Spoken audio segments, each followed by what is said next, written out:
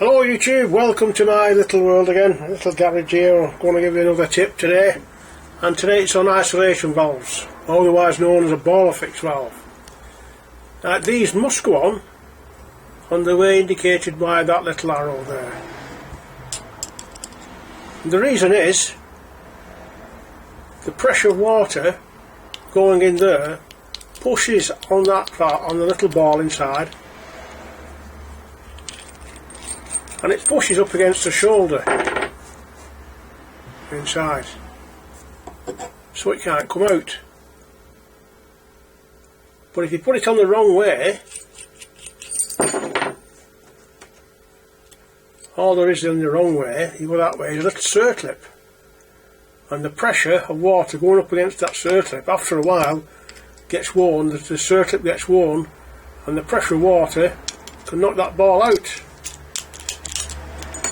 Then the circlip came out without too much pressure, and that ball will follow, and there you have an open end, and the water can come gushing to an unsuspected plumber 3 or 4 years or even weeks down the line.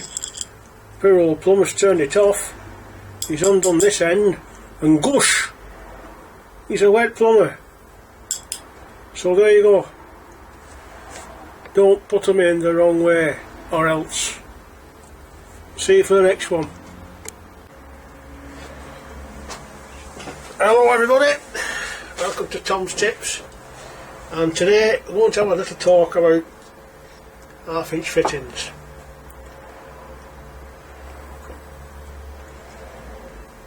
That's Hannah Montana, by the way. She's the hero of our 2 grandchildren, so she's my hero as well.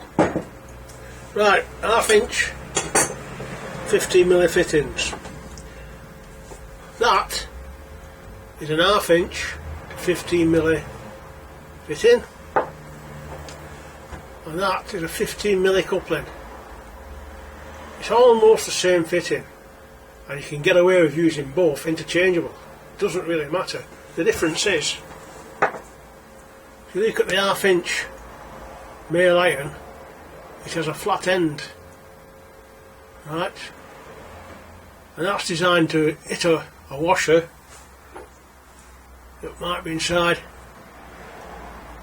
the female iron. That's the female iron, that's the male iron, and they go together. Now, what I was saying earlier, you can change that round, so that's the copper end, which has the chamfer. That'll still work in there, it's just not it's not a done thing. That side is designed to take the cone, you see. The cone goes there and it fits in that chamfer nicely. Whereas the other end, still take the pipe, but you can see that cone doesn't just quite sit in there, but it will work. If you tighten that up, it really will get away with that. It's just not designed for it. Right, so let's do the copper bit first. This is the copper end that's going in the copper end, and I'll just put a bit of paste on there.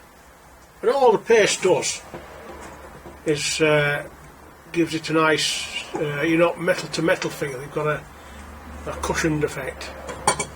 Don't use any PTFE on there. There's nothing wrong with it. It just doesn't look nice. Right, so we'll put that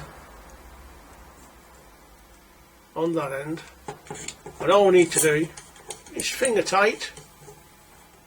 Once you've got it finger tight, hold it at one end and quarter turn to half a turn. That's it. You don't need to make it scream. That'll be alright for more situations. Now that end that's going to go in the female end, if we just put that together like that, it would leak, because this needs to be wrapped in PTFE. So we get our PTFE, find the end, and have it coming off. Imagine that's a toilet roll, and you want the paper hanging near the wall. Right,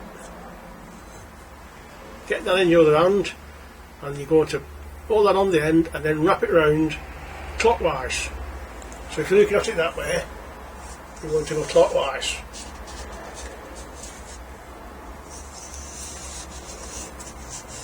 Give it, I don't know, how many turns is that? That's plenty. We'll keep going. And that was when your female hand, that'll need tightening up with a spanner. And the thing is, a PTFE, once you've tightened it, don't go back. It'll leak then. You can't stop going clockwise. Once you're there, never go back half a turn. That'll cause a leak.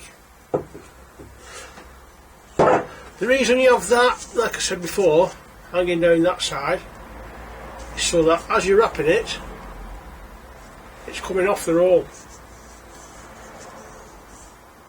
and it's feeding itself round. If you do it the other way, that way, so that imagine the toilet paper's hanging off the wall, as you're going round, it's coming off.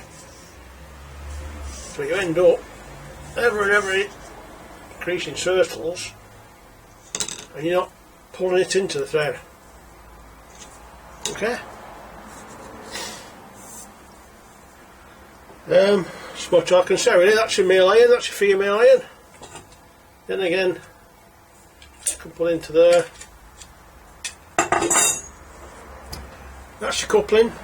The coupling hasn't got a male end, they're both the same thread actually. It's still the same thread, but that's only by coincidence that Cornex do that to stop any confusion. At one time there used to be a finer thread and a thinner thread, but it caused a lot of confusion, so nowadays it's all the same thread.